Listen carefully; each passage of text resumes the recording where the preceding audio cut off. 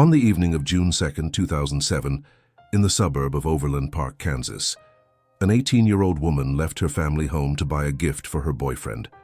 She never returned.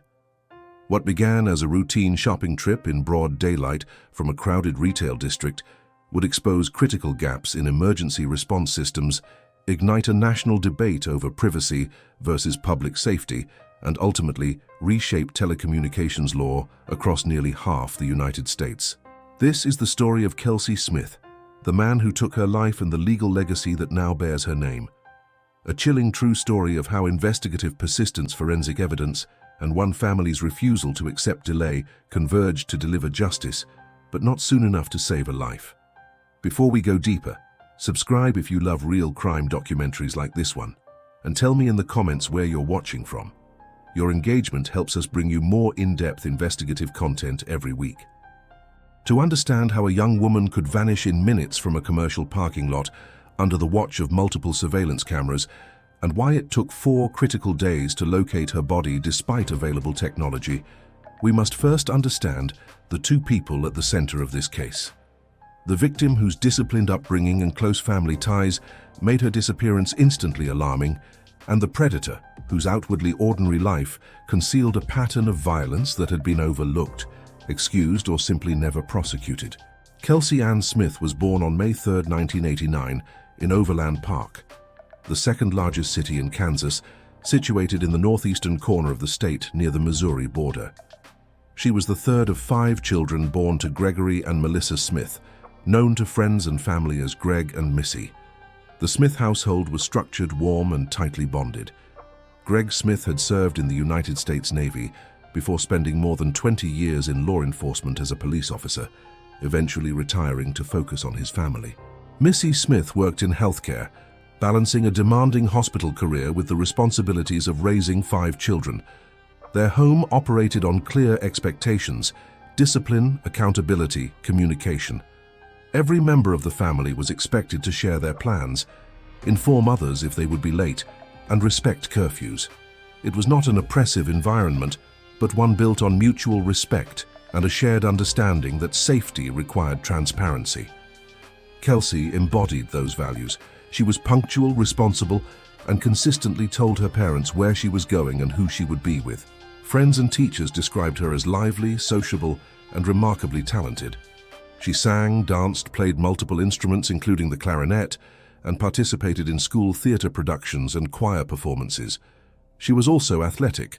She loved gymnastics, played soccer, and frequently attended local games with her father and brothers. Her personality was magnetic.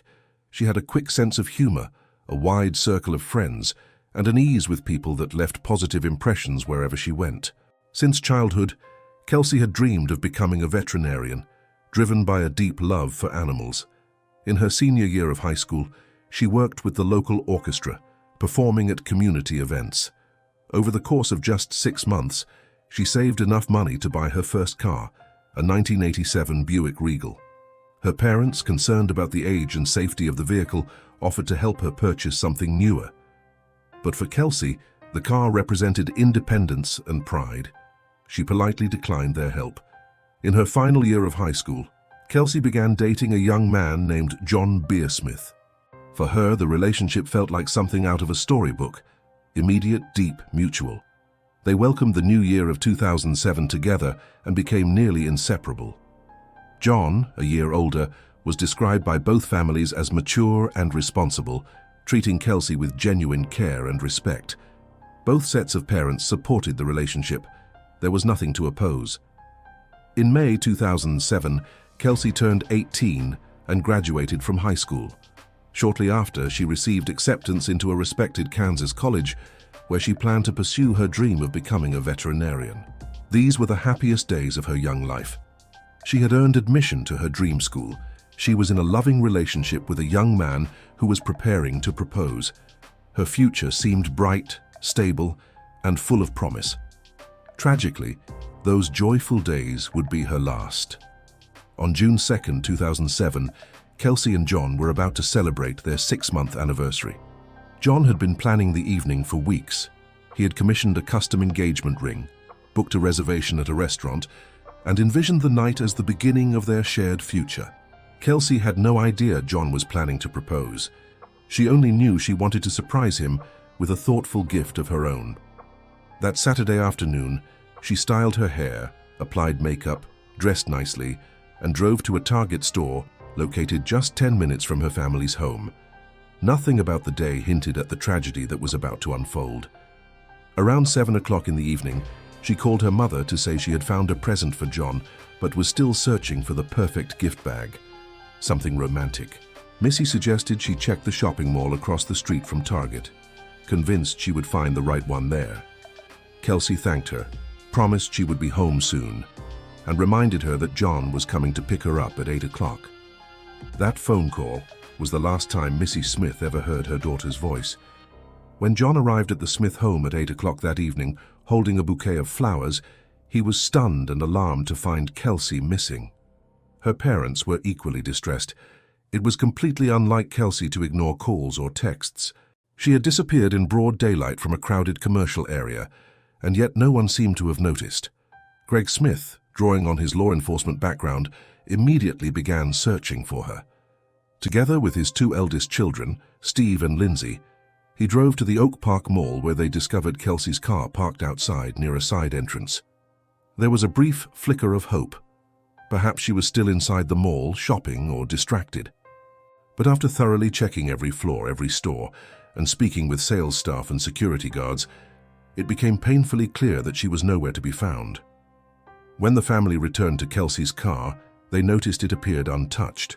There were no visible signs of struggle, no broken windows, no damage to the exterior. The doors were locked. Drawing on his training as a former police officer, Greg chose not to disturb anything. He recognized that the car could be a key crime scene and that preserving evidence was critical. That same evening, Kelsey's parents reported her missing to the Overland Park Police Department, but their request for an immediate, full-scale search initially met resistance. Officers explained that because Kelsey was 18 years old, a legal adult, she could not be officially classified as a missing person until 24 hours had passed. The assumption, common in law enforcement protocol at the time, was that young adults often leave voluntarily, whether to spend time with friends, romantic partners, or simply to assert independence. But Greg Smith, unwilling to wait and determined to act, pushed back. He used his law enforcement connections to escalate the matter. He also began calling hospitals across the city, checking to see if any young women matching Kelsey's description had been admitted. That same evening, investigators questioned Kelsey's family members and her fiancé, John, to confirm their alibis and rule them out as suspects, a routine but necessary step in any missing person case. Investigators also obtained surveillance footage from the Target store where Kelsey had been shopping earlier that evening. The video showed her entering the store, browsing the aisles, making a purchase at the checkout counter, and then leaving while speaking on the phone, presumably with her mother, discussing where to find a gift bag. Following her mother's suggestion, she appeared to head toward the Oak Park Mall across the street. In reality, Kelsey had simply driven out of the Target parking lot, circled around the block, and parked at the Oak Park Mall, leaving her car close to a side entrance near an exterior wall. The location was somewhat secluded, flanked by shadows and a storage area, making it difficult for surveillance cameras to capture clear footage of that specific spot. Forensic experts were called in to examine the vehicle.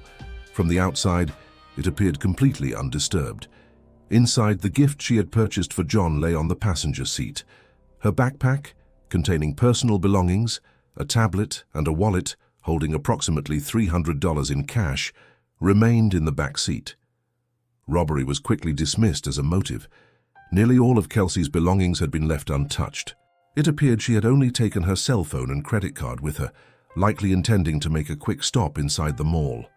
The vehicle showed no evidence of a physical struggle, no blood, no torn upholstery, no damage to the interior. Forensic analysis revealed no unfamiliar fingerprints inside the car, with one critical exception. A single thumbprint was lifted from the driver's seatbelt buckle. This print did not match Kelsey, any of her family members, or her boyfriend. It was an anomaly, a clue, but at that moment, investigators had no database match to compare it against. Attention then turned to Kelsey's cell phone. Investigators understood that tracking the phone's signal could help pinpoint her last known location and potentially narrow the search area. By the time police attempted to trace the signal, the phone had either been switched off or destroyed. However, cellular providers maintain records of the most recent tower connections, data that could still provide critical clues about where Kelsey had been immediately before the phone went silent. Unfortunately, Verizon Communications, Kelsey's mobile carrier, withheld the location data for several days, citing privacy regulations and the need for a formal court order. This delay would become one of the most controversial aspects of the case, sparking widespread criticism and ultimately leading to significant legal reforms. To understand why Verizon hesitated, it is important to consider the legal landscape of 2007. At that time, federal and state privacy laws offered strong protections for telecommunications subscribers. Companies were legally allowed, and in some interpretations required, to withhold subscriber location information from law enforcement, including local police and even the Federal Bureau of Investigation, unless a specific court order was presented. These laws were designed to protect individuals from warrantless surveillance and government overreach, reflecting concerns about civil liberties that had intensified in the years following the September 11th attacks and the expansion of domestic surveillance programs. Privacy laws at the time offered no explicit exceptions, even in cases where an individual's safety or life might be at immediate risk. The legal framework assumed that emergency situations would be resolved through expedited court orders, but in practice, obtaining such orders required time that families like the Smiths did not have. Verizon never flatly refused to cooperate with the investigation, but the company repeatedly promised to look into it, effectively stalling the process while legal advisors reviewed the request. This procedural delay would prove devastating. Meanwhile, investigators conducted a closer, more meticulous review of the surveillance footage from Target. What they discovered sent a chill through the investigative team. A man had been following Kelsey. At first, he was easy to overlook. He maintained a careful distance, never directly interacting with her, blending into the general flow of customers moving through the store. But once investigators isolated his movements and tracked him frame by frame across multiple cameras, a disturbing pattern emerged. The man appeared to be a white male in his early to mid-20s, with an unremarkable but pleasant appearance. He had short dark hair, a light beard, and was dressed casually in a plain white t-shirt and black shorts. He walked into the Target store approximately 30 seconds after Kelsey entered. From that moment on, he trailed her through each section she visited, always maintaining a distance of several meters, never approaching her directly, but never losing sight of her. Every camera that captured Kelsey also caught him in frame. Prosecutors would later describe his behavior in court as that of a predator stalking its prey. After Kelsey left the Target store, the man followed her out into the parking lot. It is believed he may have overheard her phone conversation with her mother, as he was close behind her at the time. If so, he would have learned that she planned to stop at the shopping mall across the street, information that would have allowed him to anticipate her next move. Kelsey drove out of the Target lot, circled around, and parked at the Oak Park Mall. Tragically, she chose a vulnerable spot, a space beside a side entrance near a storage area where shadows obscured the view and made it nearly impossible for surveillance cameras to capture clear footage. Investigators believe that while Kelsey was still inside her car, possibly preparing to exit or checking her phone, the man pulled up beside her in his vehicle, a Chevrolet truck from the 1970s. He stepped out of the truck, approached the driver's side of Kelsey's vehicle, and, under what was almost certainly the threat of violence, forced her into his truck. Moments later, the vehicle drove away in an unknown direction. Kelsey Smith had been abducted in broad daylight from a crowded shopping district, and no one had noticed. From the very beginning of the investigation, Gregory Smith understood the importance of media attention. Drawing on his law enforcement background and his network of contacts within the police community, he pushed for maximum public exposure. He knew that widespread coverage could greatly increase the odds of finding Kelsey and ensuring that the perpetrator was identified and apprehended. Within hours, the case gained traction in local news outlets. Within days, it had reached national and international media, including coverage on the well-known television program America's Most Wanted, which specialized in profiling unsolved crimes and fugitive suspects. When investigators released still images from the surveillance footage showing the shadowy figure trailing Kelsey through the Target store, news broadcasts highlighted the clearest frame of the man's face and urged the public to come forward with any information. That same evening, police began receiving numerous calls from people who believed they had seen the man in the footage. Tips poured in from different cities, different states, even different regions of the country. Most of these leads turned out to be false, cases of mistaken identity, well-intentioned but inaccurate reports. Investigators followed up on each one, cross-referencing descriptions, checking alibis, and attempting to verify sightings. But none of the early tips led to a concrete breakthrough. Then on June 6th, 4 days after Kelsey's disappearance, a woman named Mrs. Migers contacted the police. She said she recognized the man in the surveillance footage as her neighbor, Edwin Hall. At first, she had hesitated to call. She was uncertain, reluctant to accuse someone she knew. But once she learned that investigators were looking for a suspect who drove an old Chevrolet truck from the 1970s, her doubts vanished. Edwin Hall also drove an old Chevrolet truck from that era. Mrs. Migers provided the police with Hall's address and a description of his vehicle. It was the break investigators had been waiting for. But before we follow the investigation to Edwin Hall's doorstep, it is essential to understand who he was, where he came from, and what patterns of behavior had been building throughout his life. Patterns that, in hindsight, painted a portrait of a man capable of extreme violence. Edwin Roy Hall, known to friends as Jack, was born on April 17, 1981, in the small town of Lee's Summit, located near the Missouri-Kansas border.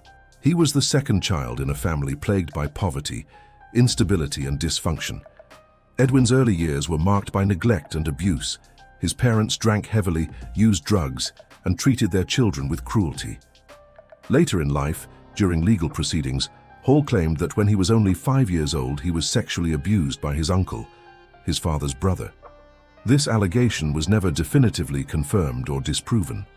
Many observers, including prosecutors, suspected that the claim had been fabricated by Hall's defense attorney in an effort to portray him as a victim of circumstance during trial, potentially to reduce his sentence or elicit sympathy from the jury. Regardless of the truth of that specific allegation, it is a documented fact that by the age of 6, Edwin had been removed from his parents' custody and placed in an orphanage after his father was sent to prison and his mother lost custody of her children. Over the following years, Edwin moved through several foster homes, but he was repeatedly sent back to the orphanage. Foster families found him difficult to manage. He had a violent temper and displayed cruel behavior, particularly toward animals. From a young age, he exhibited what psychologists would later describe as sadistic tendencies, taking pleasure in tormenting animals, a behavior often associated with conduct disorder and, in some cases, predictive of future violence toward humans. Edwin also refused to acknowledge authority. He disobeyed his foster parents, stole from them, and ran away from home on multiple occasions. His final foster family returned him to state care at the age of 15 after he attacked his stepsister with a knife. The incident could have ended in tragedy, but he was shown leniency and was not prosecuted. Just a year later, he drew police attention again when he struck a much younger resident of the orphanage on the head with a baseball bat. Again, no formal charges were filed. These early incidents, documented but not prosecuted, represented missed opportunities for intervention. As an adult, Edwin Hall's criminal record appeared clean, and outwardly he seemed to have changed. By the age of 20, he presented himself as more stable and responsible. He married a woman named Alita, and approximately a year and a half later, they had a son together. Edwin earned a modest living with his old Chevrolet truck, hauling goods from place to place, furniture, equipment, whatever needed transporting. To his neighbors, he came across as polite, reserved, and approachable. He was seen as a devoted husband and caring father, a man who gave the impression of being an ordinary family man. Yet Edwin Hall was living a double life, a reality that would only come to light once he stood trial for horrific crimes. On June 6, 2007, the investigation into Kelsey Smith's disappearance reached two critical turning points. That day, after 4 days of delays and mounting public pressure, Verizon Communications finally released the data showing the last known location of Kelsey's cell phone signal. The data traced back to a cellular tower, narrowing the search area to a radius of approximately 1.1 miles north of the tower's location near Longview Lake in Missouri, about 20 miles from where Kelsey had been abducted. Within just 45 minutes of launching the search in that area, authorities made a devastating discovery. Kelsey's body was found in the brush near Longview Lake, partially concealed beneath dry branches and debris. She had been murdered. The medical examiner determined that Kelsey had been savagely assaulted before being strangled with her own belt. Her body was discovered unclothed, with only the belt still fastened tightly around her neck. After the attack, her killer had dumped her remains in the bushes, covering them only lightly with branches in a hasty attempt at concealment. For 4 days, Kelsey's body had lain exposed under the intense June sun. The remains had been badly damaged by insects and wildlife, leaving her nearly unrecognizable. Even so, the medical examination confirmed beyond doubt that the body was that of Kelsey Ann Smith. The cause of death was asphyxiation due to strangulation. Evidence collected at the scene indicated that she had been sexually assaulted prior to her death. The second pivotal development on June 6th was the arrest of the prime suspect. Armed with the tip from Mrs. Migas and the information about Edwin Hall's vehicle, police officers arrived at Hall's residence in the early hours of the morning. When they knocked on the door, the man who answered appeared calm and composed. He acknowledged that friends called him Jack and willingly agreed to accompany officers to the police station to provide a statement. He did not resist. He did not ask for a lawyer. He seemed confident, almost cooperative. During the initial questioning at the station, Hall identified himself as Edwin Roy Hall. When investigators showed him a photograph of Kelsey Smith, he flatly denied ever having seen her before. He claimed he did not recognize her. When confronted with surveillance footage clearly showing him trailing her through the Target store, walking just meters behind her through multiple aisles, he insisted it was pure coincidence. He said he had simply gone to Target to run his own errands and had not even noticed her presence. He maintained this position calmly, without visible signs of nervousness or agitation. Edwin Hall appeared confident that investigators would find nothing linking him to the crime. He believed he had been careful. His vehicle had been thoroughly cleaned. He had used a condom during the sexual assault, which he assumed would prevent the transfer of DNA. He had disposed of evidence he believed could not be traced. Believing himself untouchable, Hall even agreed to cooperate fully with the investigation. He voluntarily provided fingerprints and a DNA sample, certain that forensic analysis would exonerate him. But his confidence crumbled when forensic analysts compared his fingerprints to the unidentified thumbprint lifted from Kelsey's car, the print found on the driver's seatbelt buckle. It was a match. Edwin Hall's thumbprint was on Kelsey Smith's seatbelt. It was decisive, incontrovertible evidence placing him inside her vehicle. Confronted with this evidence, Hall's demeanor shifted, but he still did not confess. Investigators then executed a search warrant for Hall's home. Inside, they uncovered additional damning proof, a concealed air pistol hidden in the storage area, bearing traces of Kelsey's DNA on the barrel. The weapon had been used to threaten her, forced into her mouth to ensure her compliance. With this evidence, authorities formally charged Edwin Hall with kidnapping, sexual assault, and first-degree murder. However, a complex legal question immediately emerged. Kelsey had been abducted in Kansas, but her body had been found in Missouri. Which state held proper jurisdiction to prosecute the case? This was not a trivial procedural detail. The jurisdictional question carried enormous weight because it directly influenced the severity of Hall's potential punishment. In Kansas, the maximum sentence for first-degree murder was life in prison without the possibility of parole. In Missouri, however, Hall could face the death penalty. Prosecutors in both states assessed the evidence and the legal arguments.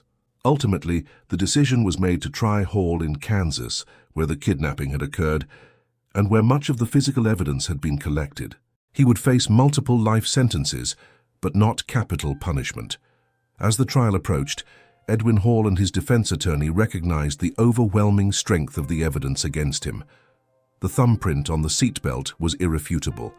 The DNA on the pistol was conclusive. Surveillance footage showed him stalking Kelsey through the store. On his attorney's advice, Hall chose to confess, providing a detailed account of how the crime unfolded, likely in hopes of avoiding the harshest possible sentencing or demonstrating some degree of cooperation that might influence the court.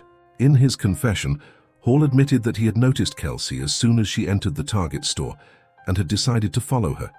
He described staying close enough to overhear her phone conversation with her mother, learning that she planned to go to the shopping center across the street.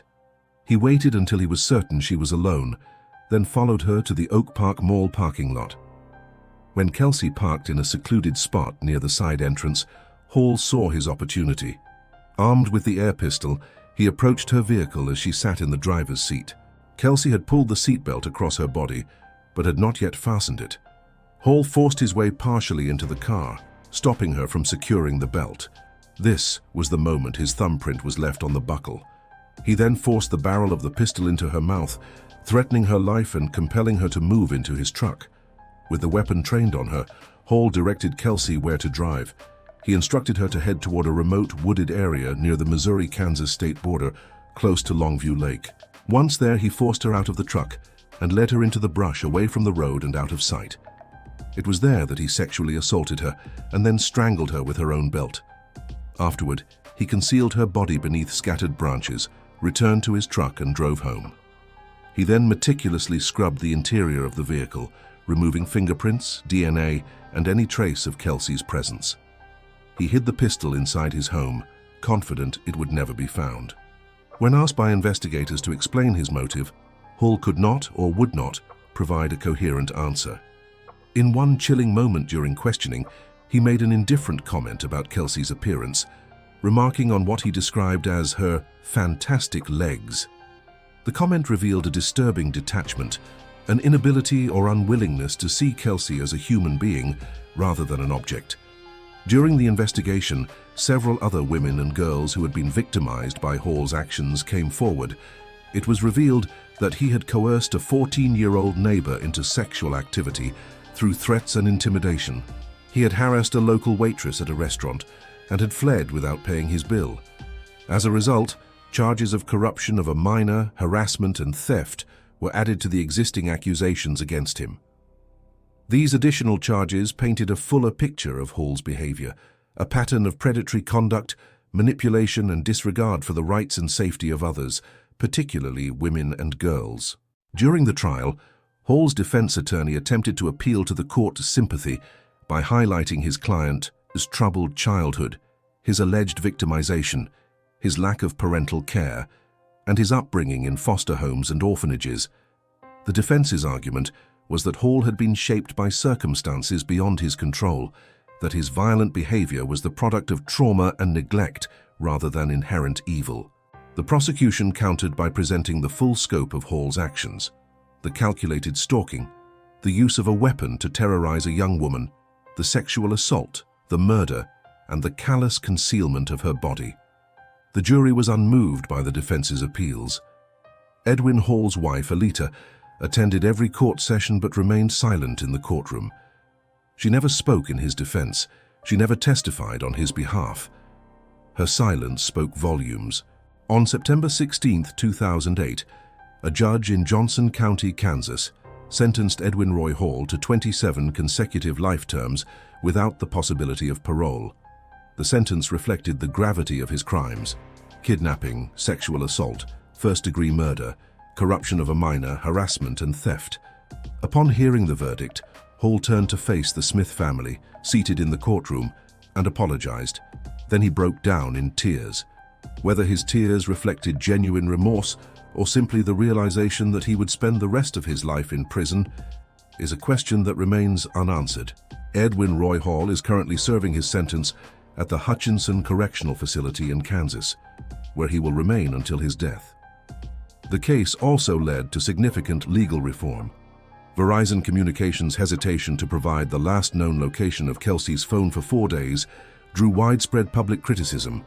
The company cited privacy laws and the requirement for a formal court order, which took time to obtain.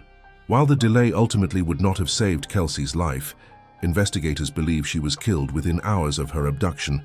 The case highlighted a critical gap in emergency response protocols. Access to such data in future cases could prove vital in protecting the lives and safety of others in immediate danger. This recognition prompted Kansas to pass legislation known as the Kelsey Smith Act in 2009. The law requires telecommunications companies to provide subscriber location information to law enforcement when there is credible evidence of a threat of death or serious physical injury, without the need for a court order, as long as the request is made in good faith and documented. The law is designed to save time in emergency situations, allowing investigators to act quickly when every minute counts. By 2021, 29 additional states, including Missouri, had enacted similar laws. Oklahoma, Montana, and Illinois also adopted the legislation. The Kelsey Smith Act has been credited with helping to save numerous lives since its introduction. For example, in 2015 in Lenexa, Kansas, police were able to locate a stolen car with a child still strapped in a car seat within 30 minutes by tracking a mobile phone that had been left in the back seat by the child's mother. In 2021, a similar method was used in Illinois to rescue a young woman who was attempting to take her own life by jumping from a cliff. She survived, though she sustained serious injuries, and swift phone tracking was key to locating her before it was too late. The law represents a careful balance between civil liberties and public safety, recognizing that in certain urgent, life-threatening situations, the immediate need to save a life outweighs the privacy protections that would normally apply. Interestingly, the Smith family never requested that the law bear their daughter's name. The idea came from Kansas State Senator Rob Olson, who believed that naming the legislation after Kelsey would honor her memory and ensure that her story served as a reminder of why such reforms were necessary. In the aftermath of the tragedy, the Smith family also established the Kelsey Smith Foundation, a non-profit organization dedicated to supporting crime victims, educating young people about personal safety, and advocating for policy changes that improve emergency response systems. The foundation provides resources for families navigating the criminal justice system, offers safety workshops in schools and communities, and works to ensure that Kelsey's death was not in vain. Through their advocacy, the Smith family has transformed their grief into a force for change, helping to protect others from the kind of violence that took their daughter's life. The case of Kelsey Smith is a sobering reminder of how quickly a life can be taken, how easily a predator can strike in a public place, and how critical it is for systems, legal, technological, and human, to work together in moments of crisis. It is also a story of resilience, of a family that refused to let their daughter be forgotten, and of a legal legacy that has saved lives across the United States. Kelsey Smith's name is now synonymous with emergency telecommunications reform, a permanent mark on the intersection of technology, law, and public safety. Her story, while tragic, has become a catalyst for meaningful change, ensuring that in future cases, investigators have the tools they need to act swiftly, decisively, and with the urgency that every missing person deserves. This has been a deep dive into a chilling true story, a real crime documentary exploring the dark history of a case that reshaped the legal landscape and reminded us all of the fragility of safety in everyday life.